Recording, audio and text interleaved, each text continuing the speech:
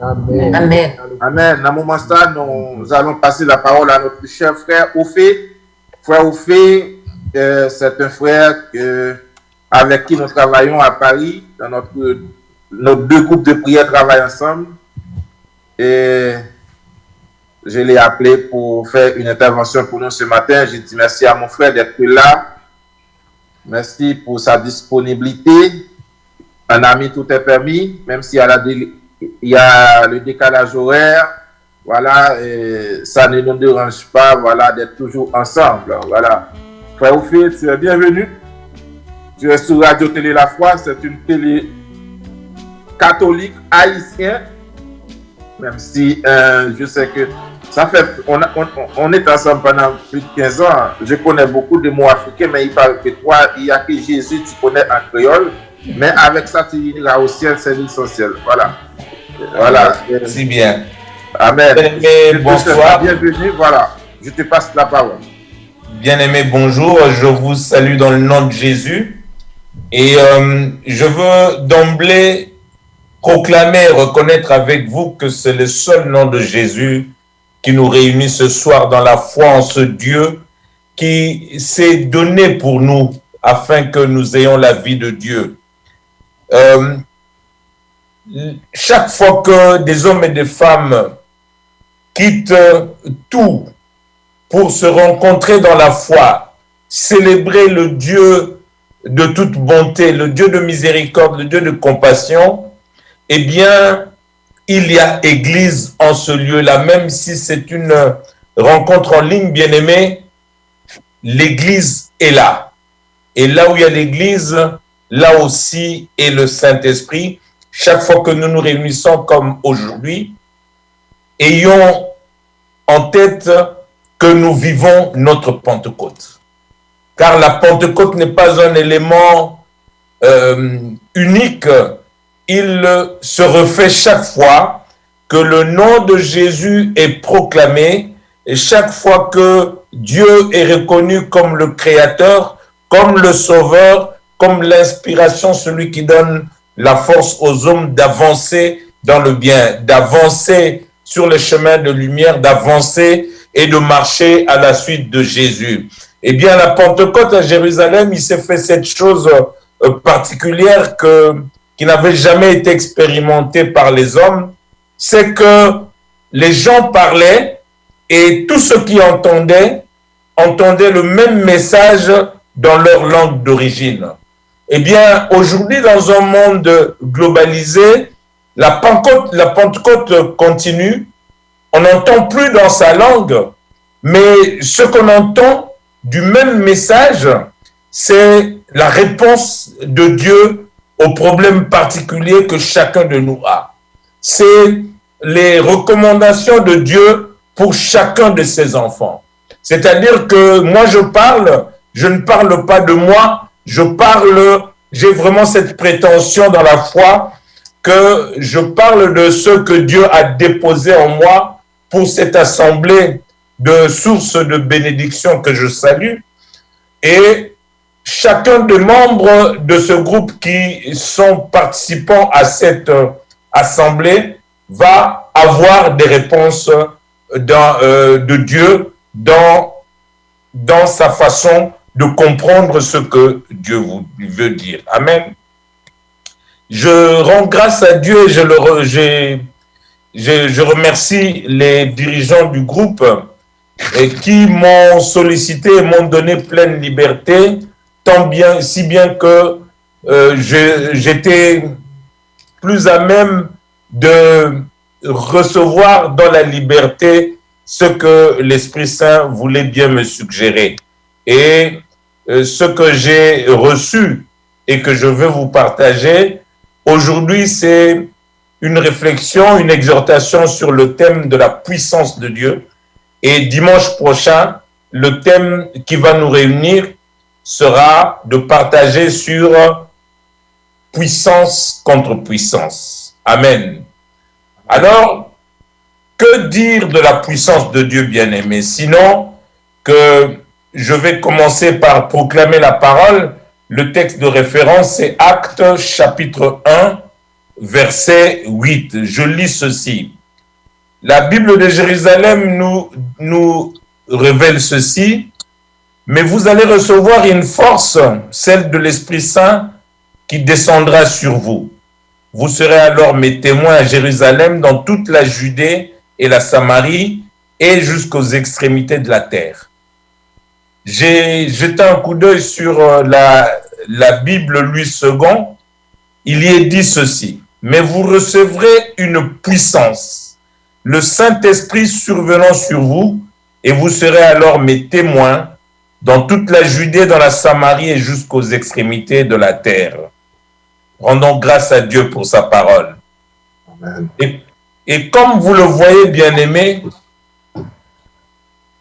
Jésus a bien tenu à préciser autant la nature, la source, la cible, que l'objectif de la réalisation de sa promesse, le cadeau qu'il a promis à ceux qu'il va laisser dans ce monde pour qu'ils aient la force de continuer son œuvre, pour qu'ils aient la force de s'accrocher à Dieu, de lui être obéissant et d'être dans le monde le resplendissement de sa gloire. Alors de quoi s'agit-il? Jésus nous dit ici que la puissance dont il parle, ce n'est pas la puissance comme on la comprend dans le monde, mais c'est la puissance qui vient de Dieu. Et j'aime bien certaines traductions bibliques qui parlent carrément de recevoir une force, une puissance, l'Esprit Saint. Donc c'est l'Esprit Saint lui-même qui a été promis et qui est confirmé ici comme promesse devant se réaliser une fois que Jésus aura rejoint le trône auprès de son Père. Et ça fait plus de 2000 ans, nous sommes fondés à croire que l'Esprit Saint est maintenant disponible pour ceux qui croient. L'Esprit Saint a été même démocratisé. Il suffit simplement de croire et de demander dans la vérité pour que l'Esprit nous soit accordé. Amen. Amen. Dans la Bible, on parle aussi du doigt de Dieu. L'Esprit Saint est compris comme le doigt de Dieu, c'est-à-dire cette puissance qui fait que Dieu puisse agir.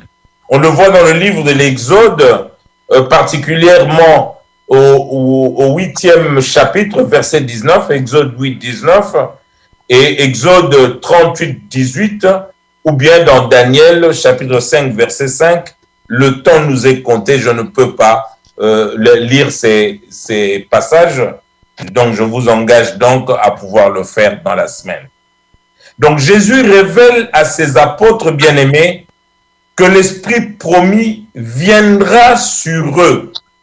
Il viendra travailler en eux pour les rendre témoins de la puissance de Dieu dans le monde. Et cette puissance de Dieu, c'est la résurrection de Jésus. L'Esprit Saint va donner la force de parler de l'œuvre salvifique de la croix. Et la foi, c'est cela. C'est de reconnaître que par amour, Dieu a envoyé son unique engendré afin que, en portant les péchés du monde, en portant les fardeaux du monde, en portant la souffrance du monde, y compris la maladie, la mort, y compris tout ce qui nous empêche d'être heureux, Jésus a donné sa vie, il a livré sa vie, il a répandu son sang afin que par lui, nous vivions désormais de la vie de Dieu. Il le dit lui-même dans Jean au chapitre 10, verset 10. Le voleur ne vient que pour voler, détruire et tuer, mais moi je suis venu afin que les brebis aient la vie et qu'il l'ait en abondance. j'aime bien ces traductions bibliques qui parlent non pas d'abondance, mais de surabondance, ce que je trouve plus en phase avec le caractère illimité de Dieu. Amen. Eh bien, bien-aimés, si Jésus a tenu à faire cette précision, c'est aussi pour alerter l'humanité de l'existence d'autres puissances qui ne sont pas de nature divine et qui ne sont pas du fait de la volonté de Dieu, qui sont donc pas bons pour nous, pas bonnes pour nous puisque je parle de puissance. Il y a une autre catégorie de puissance de nature terrestre, de nature même diabolique, qui se manifeste également parmi les hommes, par les sorciers, les magiciens, les gourous, les marabouts, ce qu'on appelle les gardiens des affaires, voire à travers des animaux qui transmettent une forme de puissance, plutôt un pouvoir aux hommes sans connaissance. Osée 4:6, le Seigneur dit « Mon peuple périt faute de connaissance ». C'est donc l'ignorance, bien-aimé, qui fait courir les hommes dépourvus de connaissance. Derrière des forces magiques, les forces de sorcellerie, de vaudou, de sciences occultes et autres. Ces forces n'étant pas de Dieu, elles peuvent ressembler à de l'amour. Elles peuvent donner quelque chose comme la paix. Elles peuvent donner une forme de joie. Elles peuvent donner une richesse, de la prospérité. Elles peuvent même donner une sorte de guérison. Mais tout cela n'est qu'un leurre. Et passez-moi l'expression, tout cela n'est qu'un piège à con, une satisfaction à durée déterminée, car l'amour et la vérité ne constituent pas leur origine. Certains hommes ne comptent que sur des choses d'un temps. Dans mon pays, la République démocratique du Congo, on parle de joie de courte durée.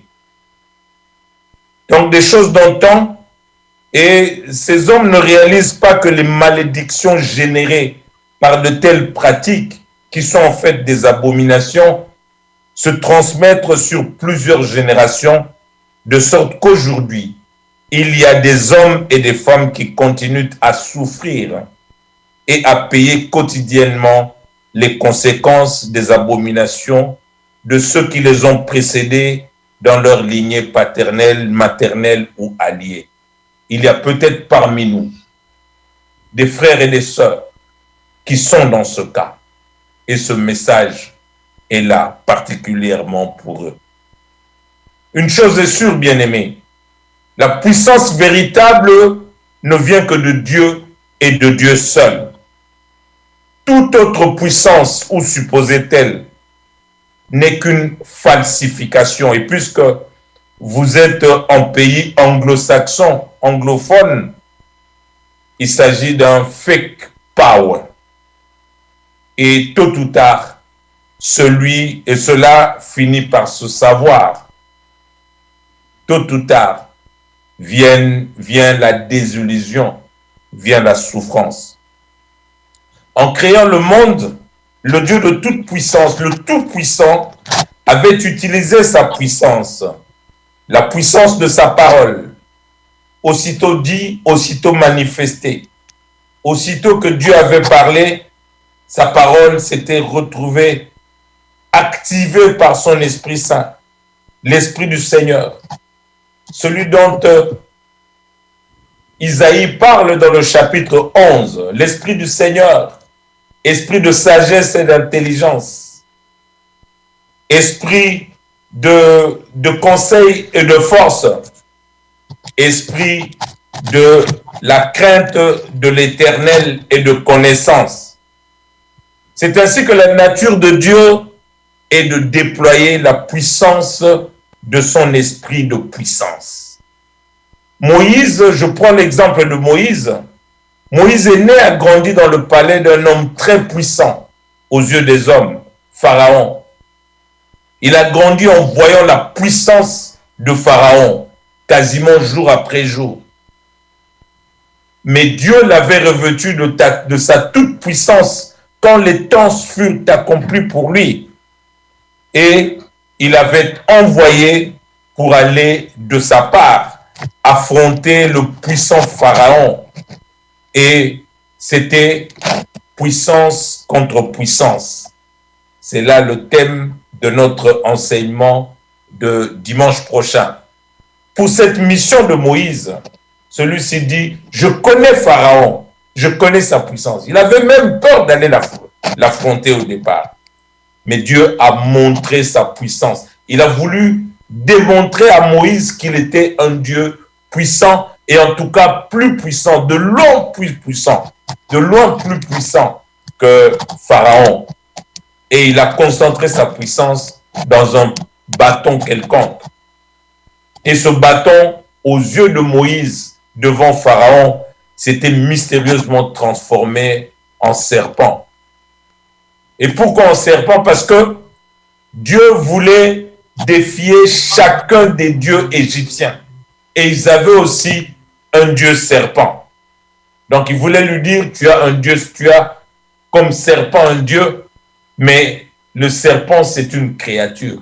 Moi le Dieu créateur, je te montre que le serpent, je peux le sortir de n'importe quoi. Amen. Amen. De la même façon, bien-aimé, un serviteur dans le ministère, comme vous et moi, s'il ne rentre pas dans la nature de la puissance de Dieu, son ministère ne peut pas être affermi. C'est pour cela que j'en profite pour vous remercier pour les prières que vous avez faites pour moi, en demandant à l'Esprit Saint d'agir. Eh bien, j'ai la faiblesse de croire que le Seigneur vous a exaucé. Et je rends grâce à Dieu de pouvoir m'utiliser, moi, pauvre pécheur, aujourd'hui, pour que, par moi, il puisse agir dans les cœurs de ceux qui entendent ce message. Béni soit le Seigneur. Pour en revenir à Moïse, bien-aimé, par ce signe visible du bâton, le parcours de Moïse s'était accompli suivant la volonté de Dieu et sous la puissance de Dieu. Le peuple qui l'a conduit a pu traverser le désert à pied sec à travers la mer Rouge. Le bâton en question a pu avaler même 2 serpents magiciens de Pharaon. Il y a eu des manifestations diverses, telles que le feu, les insectes, les sauterelles et j'en passe. Moïse avait obéi à Dieu en continuant à utiliser le bâton suivant les instructions divines. Étends ton bâton. Dieu ne veut simplement que des enfants obéissants, des ouvriers qui entendent la parole, qui ont cette écoute et cette obéissance, des hommes et des femmes qui sont dans la crainte de l'Éternel, c'est-à-dire dans la crainte de pouvoir décevoir Dieu. Et Dieu avait continué à utiliser Moïse. Et si Moïse avait délaissé le bâton, rien n'aurait pu se faire. Dieu avait donc manifesté sa puissance à travers ce qu'il faisait faire au bâton qui était entre les mains très fragiles de Moïse. Dieu se réjouit de sa puissance, bien-aimé, car sa nature est une nature de puissance. C'est pourquoi, pour envoyer son Fils sauver l'humanité, aussitôt après son baptême dans le Jourdain, Jésus a été rempli de cette toute-puissance. Christ a vécu ce qu'on appelle le revêtement de puissance pour manifester la toute-puissance de Dieu au long de son ministère. Et bien aimé, puisque Dieu n'a pas changé, puisqu'il est le même hier, aujourd'hui et éternellement, demandons au cours de ce temps de prière que le Seigneur revête chacun de nous de ce manteau de puissance. Qu'il revête de puissance aussi l'assemblée que nous constituons les uns avec les autres autour du nom de Jésus. Tout dans la vie de Jésus, je ne vous apprends rien. tout dans la vie de Jésus sur terre a été manifestation de la puissance infinie de Dieu. Sa conception, sa naissance, son ministère, sa mort, sa résurrection, son élévation au ciel, sa glorification et sa position au trône à la droite du Père. Tout de Jésus a été manifestation de puissance glorieuse, de la puissance glorieuse de Dieu. Tout de notre Seigneur a été et est démonstration de la gloire toute puissance de Dieu. Et ce Jésus est au milieu de nous. Nous allons l'appeler, le supplier, lui demander, à lui qui nous a dit « Demanderez et on vous donnera ». Nous allons lui demander aujourd'hui de manifester au milieu de nous sa toute puissance d'amour, sa compassion à laquelle rien ne résiste. Au moment de l'Annonciation, l'archange Gabriel avait révélé à Marie des vérités qu'aucun être humain n'avait pu attendre, comprendre jusque-là. Et cela avec l'inspiration de l'Esprit Saint lui-même. Il a dit, vous le savez, surtout vous les catholiques, nous les catholiques, l'Esprit Saint viendra sur vous, avait dit Gabriel à Marie, et la vertu du Très-Haut vous couvrira de son ombre. Et aussitôt dit, aussitôt que la révélation de Dieu avait été proclamée par la bouche de Saint Archange Gabriel, cette parole divine avait revêtu la Vierge Marie et avait opéré une conception mystérieuse pour donner naissance à un être humain, 100% homme, mais aussi 100% Dieu, sans aucune rencontre physique entre un homme et une femme. La puissance divine est donc capable d'accomplir une conception surnaturelle, au-delà et en contradiction de toute loi naturelle. La puissance divine est capable d'appeler à l'existence les choses qui n'existent pas. Pour débuter son ministère, le Christ a dû être conduit par l'Esprit Saint, poussé par l'Esprit Saint dans le désert. Et après y avoir vaincu le diable, qui avait eu l'audace de le défier jusqu'au bout, Jésus est sorti plus que vainqueur. Et l'Esprit l'a ensuite conduit le jour du sabbat dans la synagogue de Nazareth où il avait grandi. Et là, tout aussi mystérieusement, il est tombé comme par hasard sur le texte de la prophétie le concernant, la prophétie qui annonçait son ministère. Sa lecture elle-même a été pleine de l'onction du Saint-Esprit. Et cela a tellement impressionné les auditeurs. Tous dans la synagogue, dit la parole, avaient les yeux attachés sur lui. Luc 80. Tous, quand ils l'ont entendu proclamer, l'Esprit du Seigneur est sur moi, car il m'a consacré par l'onction pour porter la bonne nouvelle aux pauvres. Il m'a envoyé guérir ceux qui avaient le cœur brisé, annoncer aux captifs la délivrance et aux aveugles le retour à la vue, rendre libres les opprimés, publier une année de bienfaits, une année de faveur de la part du Seigneur. Béni soit Dieu.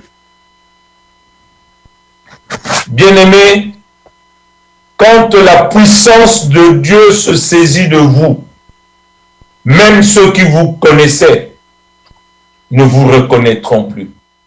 Et tous dans la synagogue se sont dit, mais n'est-ce pas le fils de Joseph? Luc 4, 22.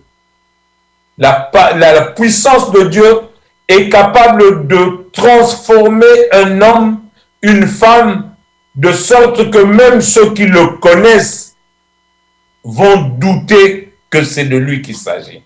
La démonstration de la puissance du Christ avait démontré que Dieu a déposé sa présence, sa puissance en son Fils, pour que par lui, les hommes soient sauvés, que les hommes soient guéris, qu'ils soient libérés, délivrés des infirmités, des maladies, du péché, du rejet, de la trahison, des fausses accusations, du jugement, de la condamnation. Et aujourd'hui encore, bien-aimés, Dieu, par Jésus-Christ, est en train d'accomplir cela. Ce soir encore, il vient l'accomplir au milieu de nous et il le fera. Telle est ma conviction, telle est ma foi. Amen. Amen. Bien-aimés, la puissance de Dieu, la puissance de Dieu est cette puissance qui continue à conduire l'Église. Si nous sommes revêtus de la même puissance que Jésus, nous fonctionnerons de la même façon que lui, car Dieu est un Dieu fidèle. Il ne change pas. Et en plus, il nous donne la grâce de pouvoir accomplir même davantage que ce que Jésus a réalisé. C'est lui-même qui le dit. Et pour cela, nous avons besoin de demeurer fermes dans la foi.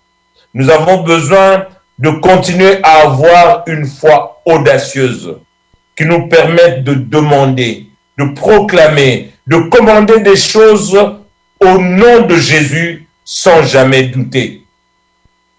Sachons aussi prendre le temps de les accueillir, car beaucoup de prières semblent ne pas porter de fruits, parce que on met du cœur pour demander, on prend du temps pour demander, mais on ne prend pas du temps pour tendre les mains et accueillir ce que Dieu donne. Que cela, vous ne puissiez pas l'oublier. Si l'on considère la vie de l'Église aujourd'hui, on se rend compte que tout cela, c'est malheureusement de la théorie. On parle de puissance, mais on voit de moins en moins de puissance. Combien de croyants, combien de disciples de Jésus manifestent aujourd'hui cette puissance de notre Maître? Il y a bien des gens qui guérissent dans l'Église. Il y a bien des gens qui peut-être ressuscitent. Mais combien de guérisons, avons-nous reçu le témoignage de notre vie, alors que Jésus nous avait promis qu'avec la foi, en son nom, nous pourrions faire bien plus, des choses bien plus glorieuses que lui n'avait accomplies. Jean 14, verset 12.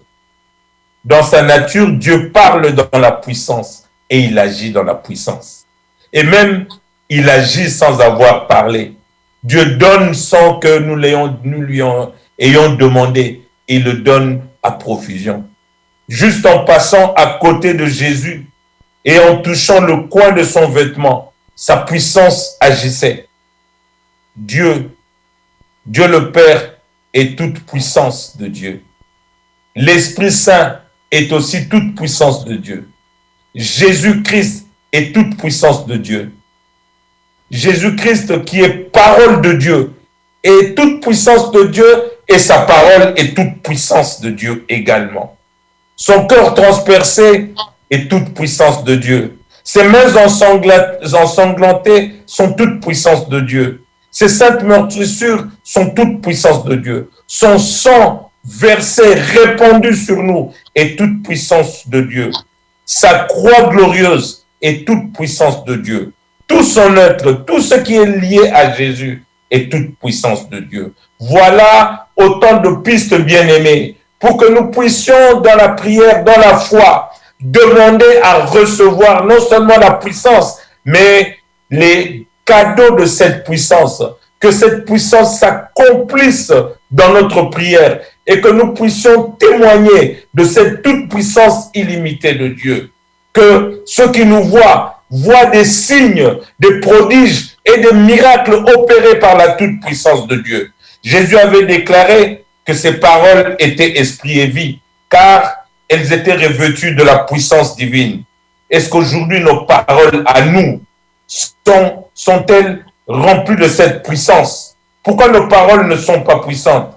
Parce que nous nous sommes éloignés du Saint-Esprit et nous sommes entrés dans des raisonnements humains, alors que les apôtres s'étaient focalisés, s'étaient contentés de la théologie de l'Esprit Saint qui les poussait à l'action au nom de Dieu et par sa puissance d'amour et de compassion. Comment, bien-aimés, vous allez me poser la question, comment faire pour être rempli de l'Esprit Saint? Comment faire pour grandir dans la puissance de Dieu? Un, une vie de louange. Célébrer Dieu pour ce qu'il est. Le célébrer continuellement, en toutes choses, du matin au soir et du soir au matin. Deux, une vie d'adoration. S'émerveiller devant les merveilles de Dieu. Contempler Dieu à travers ses merveilles dans les silences du cœur. Trois, une vie concentrée sur la parole, sur la lecture de la parole, sur la méditation de la parole, sur la mémorisation de la parole, sur la proclamation de la parole, sur l'exhortation de la parole, car c'est ce que nous écoutons qui nourrit notre foi. La foi vient de ce que l'on entend de la parole de Dieu. Jésus a dit, ma parole vous purifiera. Celui qui est en contact avec la parole de Dieu est sanctifié par elle. Et la parole lui donne la force de résister à la tentation et d'éviter le péché. La parole de Dieu a la force de rendre l'homme divin, de le rendre l'homme juste, de le rendre saint, de le rendre dépendant de Dieu et de Dieu seul. La louange, l'adoration, la méditation de la parole renvoient tous les trois au même fondement. La foi en Dieu est précisément la foi au nom de Jésus, c'est-à-dire l'adhésion totale à la réalité de l'œuvre salvifique de Jésus-Christ sur l'arbre du salut à Golgotha, comme étant la preuve suprême de l'existence de Dieu, du Dieu vivant, et la démonstration imparable de l'amour compatissant de Dieu pour nous. Béni soit le Seigneur. Ainsi, bien-aimé, je n'ai pas d'autre choix que de m'abandonner à la grâce de la présence de Dieu et de me plonger dans l'amour secret du Père, car les vrais adorateurs adorent Dieu en esprit et en vérité. Jean chapitre 4, verset 23. Ainsi, quand en esprit, j'entre en contact avec Dieu par sa parole et je parviens à la vérité, c'est-à-dire à Jésus-Christ qui a dit qu'il était la vie, le chemin, la vérité et la vie, les mots deviennent dérisoires dans mon échange avec Dieu. Les mots deviennent, les paroles deviennent vains et le silence devient roi. C'est alors que je laisse l'Esprit de Dieu lui-même parler en moi. Je laisse l'Esprit de Dieu lui-même prier en moi par des gémissements inexprimables. Romains 8, 26. Bien-aimés, si donc nous entrons dans ce silence profond, comme l'avaient expérimenté certains de nos modèles dans la foi, comme Padre Pio ou le Saint Curé d'Ars, nous pouvons dire comme eux, Jésus, me voici devant toi, tout simplement dans le silence. Rien n'est plus important pour moi que d'habiter dans ta présence. Amen. Au nom du Amen. Amen. Nous allons prier pour tous ceux qui sont en Haïti, qui regardent la télé, spécialement la famille de Marseille, et mon frère qui est en convalescent. Nous espérons que Dieu va lui toucher et nous croyons que Dieu va lui toucher.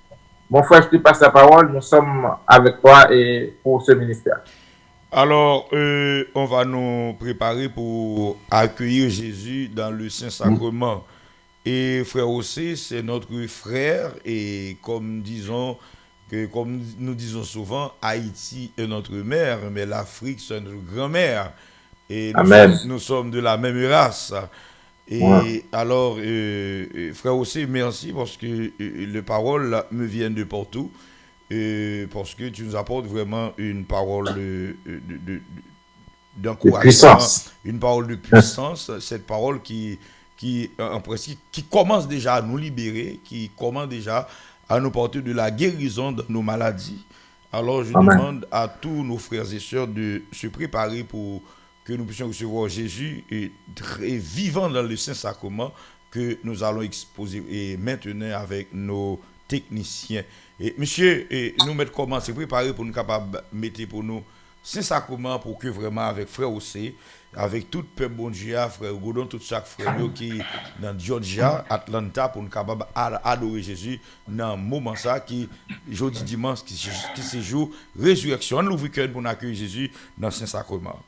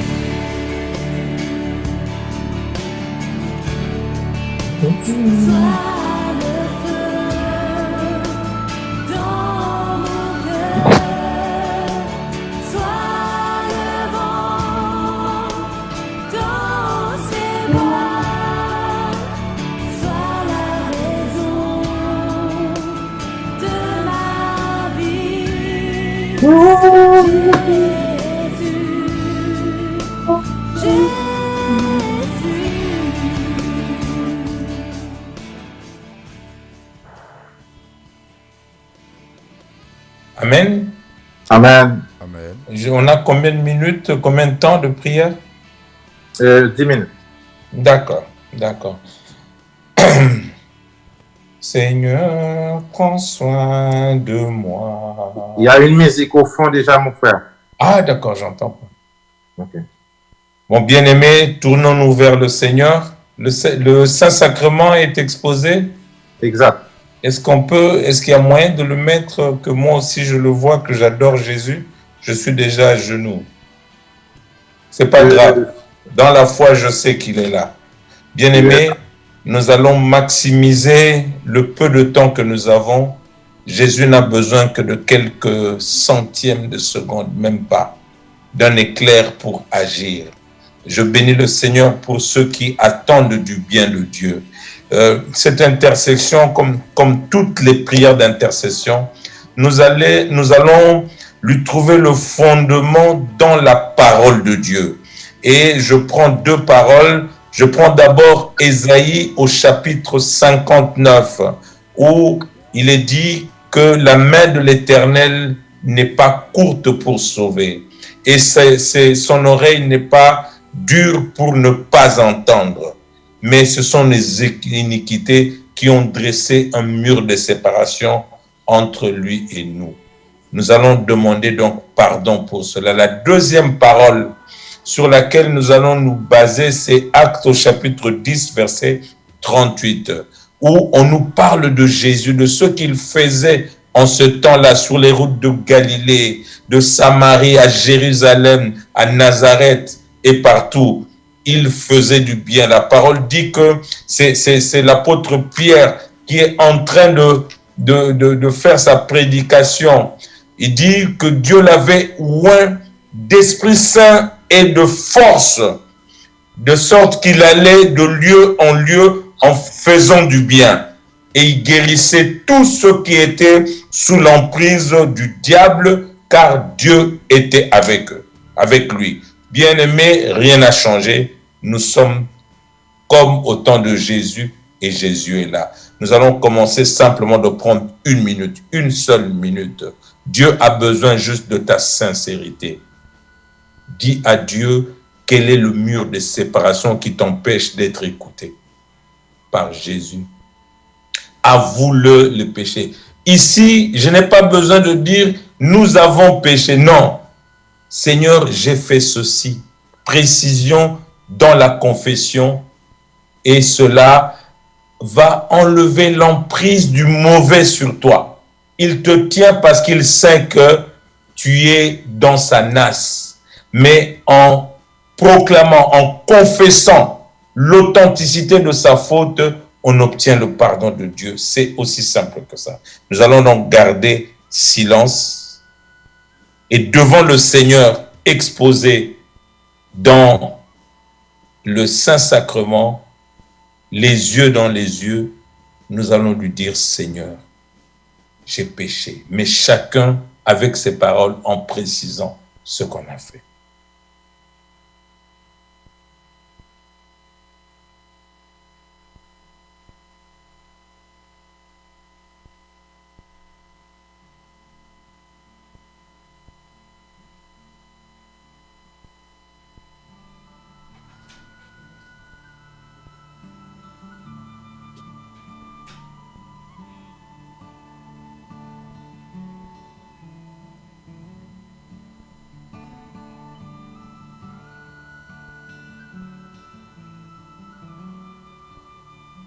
Amen.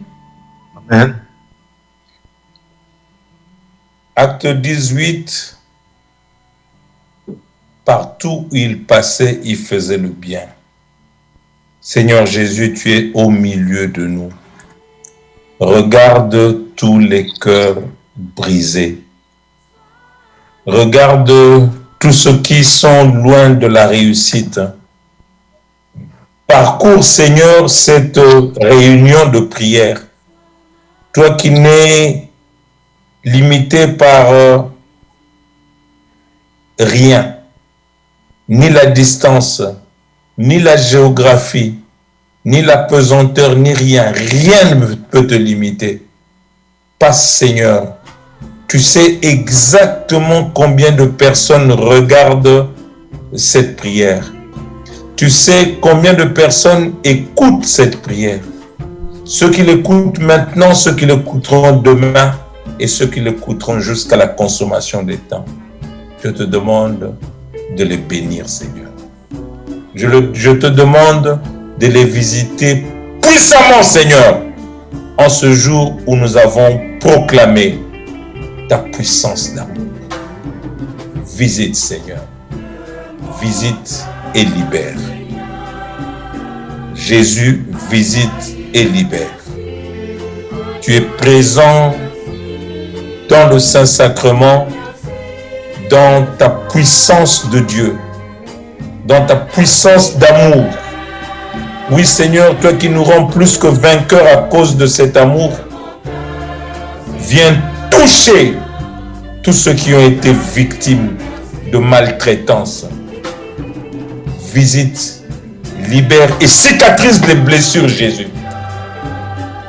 Touche l'origine, Seigneur. Et que cette origine soit desséchée maintenant par la puissance de ta présence au milieu de nous. Seigneur, c'est toi le Seigneur, c'est toi le maître des temps et des circonstances. C'est toi qui viens nous libérer. La parole dit que si toi, le Fils de l'homme, tu nous libères, c'est que nous sommes réellement libres. Seigneur, je te remercie déjà pour les témoignages. Tu as dit à Thomas, heureux ceux qui croient sans avoir vu. Moi, je n'ai pas besoin de voir. Je sais que tu es en train d'agir et que tu agis dans la puissance. Car là où ta parole est proclamée, Seigneur, ton onction la renouvelle. On renouvelle les effets. Aujourd'hui, Seigneur, les forteresses tombent. Seigneur, libère-les. Ouvre toutes les prisons, Seigneur. Oh, toi qui étais descendu jusque dans les tréfonds de la mort. Va, Seigneur. Ouvre les cercueils. Fais sortir les vies qui sont emprisonnées. Fais sortir les grâces qui ont été volées. Renouvelle-les dans ton sang. Seigneur, ceux qui sont dans une spirale d'échec et de blocage, maintenant en ton nom, je proclame pour eux une parole de libération et de délivrance. Au nom de Jésus, ils sont libres maintenant parce que tu es là et tu es en action. Ce n'est pas moi qui fais, Seigneur, c'est toi, Jésus. Moi, je ne suis que l'âne qui te fait rentrer dans Jérusalem. Les acclamations sont pour toi, Seigneur. C'est à toi l'honneur, à toi la gloire, jusqu'à la fin des temps, Seigneur. Tu es Dieu. Je te bénis pour ce que tu as fait. Seigneur, s'il y a parmi nous des gens qui ont été condamnés par la médecine, fais comme avec la femme adultère. Dis-leur, moi je ne vous condamne pas. Allez, mais ne péchez pas. Oh Seigneur, tu es celui qui nous justifie.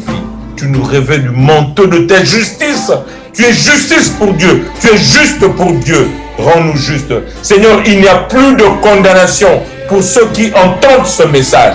Plus de condamnation parce que tu enlèves la condamnation. Tu as cette puissance, tu as ce pouvoir, tu as cette autorité, Seigneur. Agis, agis, Seigneur. Agis dans la vie de tes enfants, Seigneur. Ta gloire, c'est ton peuple debout. Relève-nous, Seigneur. Relève ceux qui sont tombés. Oh, Seigneur, redonne la force, Seigneur, aux membres malades. Relève-les. Dis-leur cette parole. Lève-toi et marche. Seigneur, en ton nom, je proclame. Je ne sais à qui, mais toi, tu le sais. Lève-toi et marche au nom de Jésus. Au nom de Jésus. Et je te dis merci, Seigneur, pour ce que tu as accompli au milieu de nous. Tu fais au-delà de ce que nous te demandons. Tu fais au-delà de ce que nous pouvons imaginer. Et pour cela, laisse-moi te dire merci, Seigneur. Gloire et louange à toi, Seigneur. Gloire et louange à toi, Seigneur.